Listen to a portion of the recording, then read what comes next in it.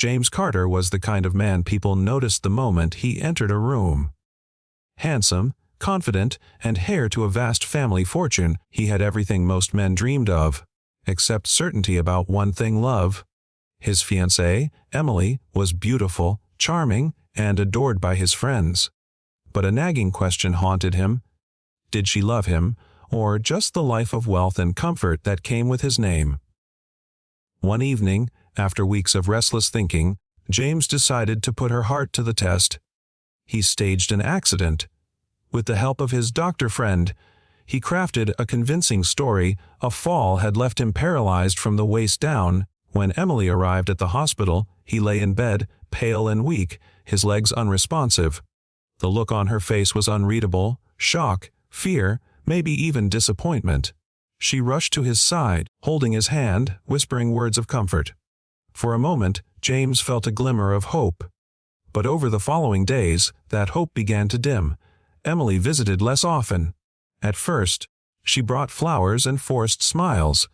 Then she grew impatient with the long hours of care, the need to help him with basic tasks, the endless weight of responsibility.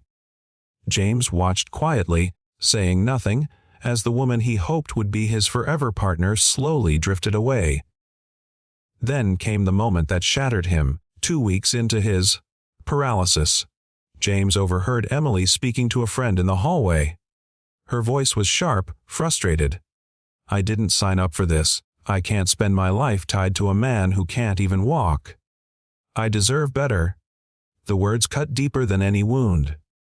James clenched his fists under the blanket, his heart sinking. This was the answer he had feared, but at least it was clear. The next day, Emily didn't show up at all. Nor the next.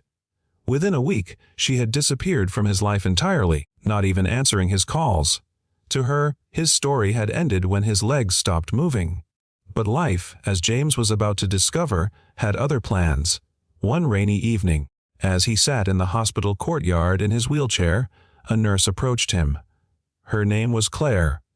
She wasn't glamorous or dressed in designer clothes like Emily, but her smile carried a warmth that soothed him instantly.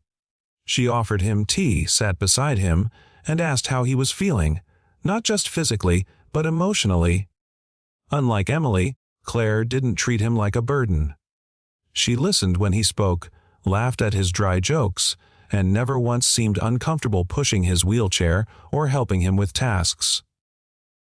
Days turned into weeks, and James found himself looking forward to her shifts, to the sound of her voice echoing down the hall. She never knew his true identity. Never guessed he was wealthy, or that his paralysis was a lie.